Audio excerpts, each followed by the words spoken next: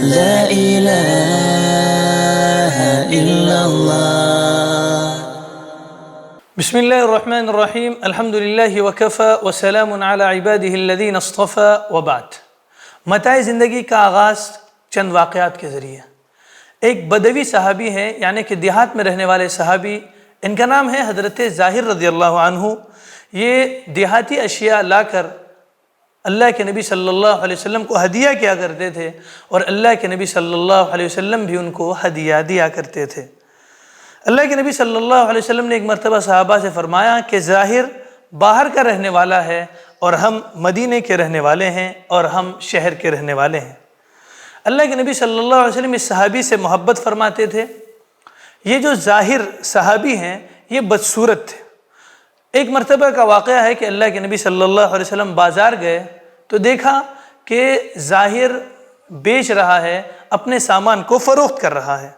اللہ کے نبی صلی اللہ علیہ وسلم پیچھے سے اس کی طرف آگے بڑھے اور پیچھے سے اپنے ساتھ اس کو اس طرح چمٹا لیا کہ اپنے دونوں ہاتھ اس کے بغلوں کے نیچے سے اس طرح لیا کہ اس دونوں ہاتھ اللہ کے نبی صلی اللہ علیہ وسلم کے اس کے آنکھ تک پہنچ گئے. یعنی بغل سے لے کر اس کے آنکھ کو اللہ کے نبی صلی اللہ علیہ وسلم نے بند کر دیا اور اس کو زور سے پکڑا، اور اللہ کے نبی صلی اللہ علیہ وسلم نے اس کو زور سے پکڑا تو حضرت ظاہر چلانے لگے اور فرمائے کہ کون، مجھے چھوڑ دو. اللہ کے نبی صلی اللہ علیہ وسلم سختی سے اس کے ساتھ پکڑے ہوئے تھے. اس کے بعد ظاہر نے کوشش کی مڑنے کی تو اس نے دیکھا کہ اللہ کے نبی صلی اللہ علیہ وسلم ہیں، اور وہ اللہ کے نبی صلی اللہ علیہ وسلم کو پہچان گئے اور اپنی پیٹھ جو اللہ کے نبی صلی اللہ علیہ وسلم سے لگ کر تھی اس کو اور زیادہ اللہ کے نبی صلی اللہ علیہ وسلم کے سینے سے ملا دیا تاکہ اللہ کے نبی صلی اللہ علیہ وسلم کے سینے سے ان کی پیٹھ لگ جائے، ان کو سعادت حاصل ہو جائے. پھر اللہ کے نبی صلی اللہ علیہ وسلم نے ارشاد فرمایا کہ ہے کوئی جو اس غلام کو خریدے، ہے کوئی آدمی، ہے کوئی بندہ جو اس غلام کو خریدے. حضرت ظاہر کہنے لگے اللہ کے رسول صلی اللہ علیہ وسلم مجھے تو آپ کھوٹا سکہ پائیں گے. اللہ کے نبی صلی اللہ علیہ وسلم نے فرمایا تم کھوٹے سکے اللہ کے پاس نہیں ہو، اللہ کے پاس تم کھوٹے سکے نہیں ہو. یہ اللہ کے نبی صلی اللہ علیہ وسلم نے ایک دیہات سے جو آدمی آ رہا تھا اس کے ساتھ اللہ کے نبی صلی اللہ علیہ وسلم نے مذاق کیا اور مزاح کیا اور یہ تصویر پیش کی کہ اسلام میں مزاح کی بھی گنجائش ہے.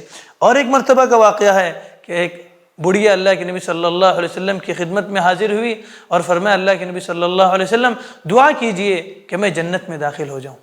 اللہ کے نبی صلی اللہ علیہ وسلم نے فرمایا بڑھیا جنت میں داخل نہیں ہوگی. اب وہ بڑھیا پریشان اپنے گھر چلی گئی. اللہ کے نبی صلی اللہ علیہ وسلم نے کہا اس سے کہہ دو، اس کو بتا دو کہ بڑھیا جنت میں نہیں جائے گی مگر جوان ہو کر. یعنی جنت میں جانے کے لیے جو شرط ہے یہ بوڑھاپن کو لے کر وہ جنت میں نہیں جائے گی بلکہ جوان ہو کر وہ جنت میں داخل ہوگی. اسی طرح ایک واقعہ ہے کہ اللہ کے نبی صلی اللہ علیہ وسلم سے ایک آدمی نے اونٹنی مانگی. اونٹنی جس پر سواری کی جاتی ہے، سوار ہونے کے لیے اللہ کے نبی صلی اللہ علیہ وسلم سے اس شخص نے اونٹنی مانگی. اللہ کے نبی صلی اللہ علیہ وسلم نے اس سے فرمایا کہ میں تجھے اونٹنی کا بچہ دوں گا. اب وہ ہیں کہ کہہ رہے ہیں کہ اللہ کے نبی صلی اللہ علیہ وسلم میں اونٹنی کا بچہ لے کر کیا کروں گا؟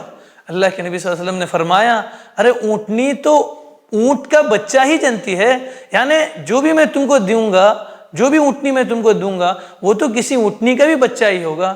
تو یہ تھی مزاح کی صورت اللہ کے نبی صلی اللہ علیہ وسلم کی اپنے صحابہ کے ساتھ. اور ایک واقعہ سنتے چلیے آخر میں. ایک انصاری صحابیہ ہیں، وہ اللہ کے نبی صلی اللہ علیہ وسلم کی خدمت میں حاضر تھی. اللہ کے نبی صلی اللہ علیہ وسلم نے ان سے فرمایا جلدی سے اپنے خاوند کے پاس جا، اس کی آنکھوں میں سفیدی ہے. وہ عورت گھبرائی ہوئی اپنے خاوند کے پاس پہنچی. خاوند نے پوچھا کیا مصیبت ہے؟ اس نے کہا اللہ کے رسول صلی اللہ علیہ وسلم نے کہا ہے کہ تمہاری آنکھوں میں سفیدی ہے. تو اس شوہر نے کہا ہاں اس کے ساتھ کالا پنا بھی تو ہے، یعنی اس کے ساتھ سیاہی بھی تو ہے. تو یہ اللہ کے نبی صلی اللہ علیہ وسلم کے مزاح فرمانے کا، مذاق کرنے کا انداز تھا. اسی طرح صحابہ کرام کے واقعات میں بھی ہم دیکھیں تو ہم کو صحابہ کرام میں بھی یہ باتیں ملتی ہیں کہ وہ بھی مذاق کیا کرتے تھے. ایک مرتبہ کا واقعہ ہے کہ حضرت عمر رضی اللہ عنہ، حضرت علی رضی اللہ عنہ اور حضرت ابو ذر غفاری رضی اللہ عنہ تینوں صحابی چل رہے تھے.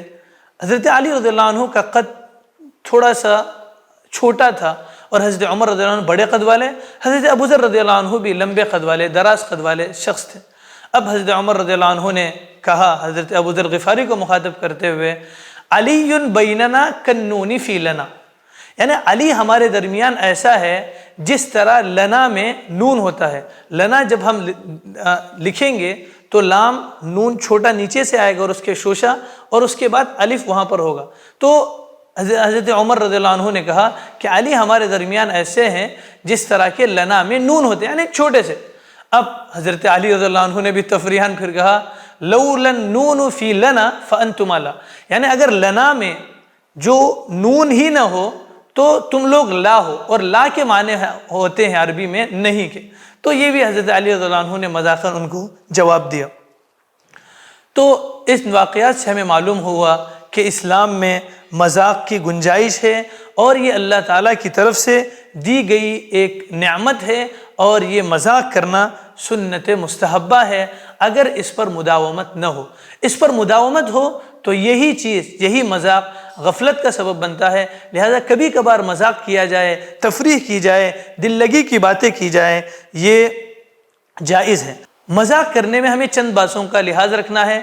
ہم جو بات کہیں وہ جھوٹ نہ ہو، جو ہم مذاق کر رہے ہیں اس سے کسی کو تکلیف نہ پہنچے، تیسرے اس میں افراد نہ ہو، یعنی اسی کو اپنا مشغلہ نہ بنائیں، چوتھے شریعت کے خلاف نہ ہو اور وقار کے خلاف نہ ہو۔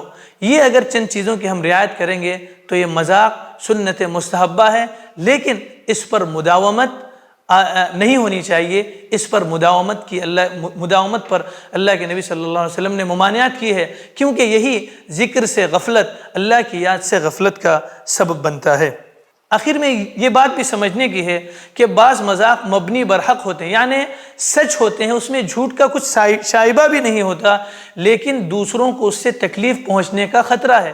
جیسے کوئی موٹر سائیکل یا سائیکل چلا رہا ہو، اس سے آپ دیکھ کر کہیں بھائی آپ کا ٹائر گھوم رہا ہے، یہ مذاق صحیح ہے، اس میں جھوٹ کی بھی گنجائش نہیں ہے، لیکن خطرہ اس کا ہے کہ وہ سامنے والا شخص پیچھے مڑ کے دیکھے اپنے ٹائر کو اور اس کی وجہ سے وہ ٹھوکر کھا کر گر جائے، تو لہٰذا ایسے مذاق سے بھی ہمیں بچنا ہے۔ متاع زندگی میں بس اتنا ہی، کمنٹ باکس میں اپنی رائے ضرور دیں۔ والسلام علیکم ورحمۃ اللہ وبرکاتہ۔